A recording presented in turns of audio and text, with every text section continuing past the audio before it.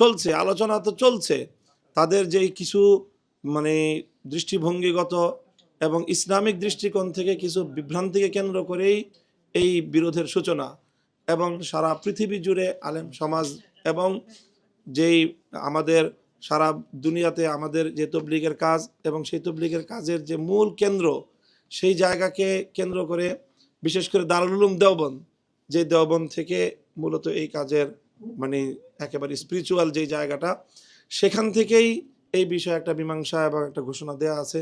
বাংলাদেশের সকল আলেম ওলামা এই ব্যাপারে একমত। তো কাজেই এই বিষয়ে তাদেরকে আমরা সঠিক পথে আনার জন্য আমাদের চেষ্টা অতীতেও ছিল, সেইভাবে অব্যাহত চেষ্টা আমরা চালিয়ে যাব, এবং আমরা কোনোভাবেই সংঘাতের পথে কখনোই আমাদের পক্ষ থেকে কোনো পা বাড়ানো হয় নাই। দুবার বড় ধরনের সংঘর্ষের ঘটনা, দুবার বড় ধরনের হতাহতের ঘটনা ঘটলো, এবং দুবারই একতরফা হামলার মাধ্যমে এই ঘটনাটা ঘটলো। আমার একটা প্রশ্ন, প্লিজ, আমার একটা প্রশ্ন, সেটা সরি আপনাকে বিরক্ত করলাম। আমার প্রশ্নটা হচ্ছে যে আপনারা বলেছেন গামীদেরকে সঠিক পথে ফিরিয়ে আনার আহ্বান জানাচ্ছি। তাদের যদি কোনো সংশয় থাকে সেই সংশয় দূর করার জন্য আমরা যে কোনো সময় আলোচনার জন্য আমাদের দুয়ার খোলা আছে। আমরা মনে হয় যে খুব বেশি আমাদের মনে হয় খুব বেশি আমরা প্রশ্নোত্তর নিতে পারবো না, মৌলিক কথাগুলি চলে আসছে। মামলা করার জন্য আমাদের পক্ষ থেকে মামলা হয়েছে কিনা, আপনাদের তাবলীগ জামাতটা হবে কিনা, ইজতেমা অবশ্যই হবে ইনশাআল্লাহ। সাতপন্থীদের ইজতেমা হবে কিনা? সাতপন্থীদের ইজতেমা হওয়ার মতো এখন আর কোনো অবকাশ নেই, এখন কোনো অবকাশ নেই। তারা যদি করতে চায়, আমরা মনে করছি যে এই গতকালকের ঘটনার পরে আর তারা এই ধরনের ঘটনা ঘটানোর পর তাদের এখানে ইজতেমা তো পরের কথা, বরং তাদের বিরুদ্ধে আইনানুগ যে ব্যবস্থা নেওয়া হবে আমরা আশা করতেছি। এরপরে আর এই প্রশ্ন আসবে না যে তারা ইজতেমা করতে পারবে কি পারবে না। সরকার যদি তাদেরকে সহযোগিতা করে ইজতেমা করার ব্যাপারে, আমরা সরকারকে বোঝানোর চেষ্টা করব। আমরা আশা করি যে সরকার এই ধরনের ভুল করবে না। আমরা দেখেছি বাংলাদেশে কিন্তু অনেক ইসলামিক দল আছে, যে যার অনুসারী তার মাহফিল কিংবা জলসায় যায়।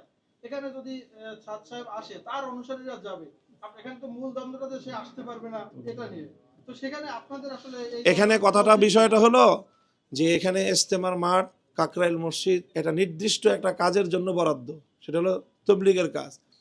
তো তবলিগের কাজটা কিভাবে হবে সেটার একটা রূপরেখা রয়েছে, সেই রূপরেখার মধ্যে থেকে আপনাকে কাজ করতে হবে। এখন যদি অন্য একটা সংগঠন এসে কাকরাইলে দাবি করে, আজকে যদি খেলাফত মজলিস অথবা হেফাজতে ইসলাম অথবা জামাতে ইসলাম যে দাবি করে যে আমরা টঙ্গী মাঠে ইজতেমা করব, কেউ দিবে না। কাজেই সেখানে টঙ্গী ইজতেমার মাঠ এবং কাকরাইল মসজিদ এই দুটো সরকারিভাবে একটা বিশেষ কাজের জন্য বরাদ্দ দেওয়া হয়েছে।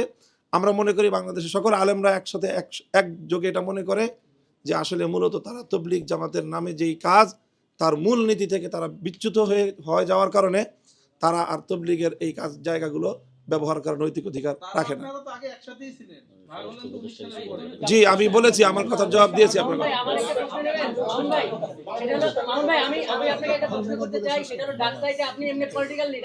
ভাই আমি এই যে তাবলীগের যে বিষয়টা, এটা একটু মোর দেন পলিটিক্স হিসেবে মানুষ দেখে, এটা ধর্মীয়, এখানে একটা ভাবগাম্ভীর্য আছে। আপনার কাছে আমার যেটা প্রশ্ন সেটা হলো যে আপনারা কি এই যে এক পক্ষ আর এক পক্ষ, আমাদের কাছে মানে এই সাউন্ড লাইক যে একটু পলিটিক্যাল বক্তব্যের মতো হয়ে যাচ্ছে একটা বিষয়, আর আপনি কি মানে একটা পন্থা বাদ দিতে পারেন সবাইকে? দেশবাসী খুব বিরক্ত যে এই ঘটনা কেন ঘটবে, যে সমাধানটা কিভাবে হতে পারে? তো সমাধানের তো বিষয়টা শান্তিপূর্ণ প্রক্রিয়ার মধ্য দিয়ে চলছিল, এবং সেখানে এক পক্ষ এখানে তারা ভায়োলেশন করেছে, কাজেই দায় সম্পূর্ণ তাদের। কাজে আমি আর এই বিষয়ে আর লম্বা করতে পারতেছি না।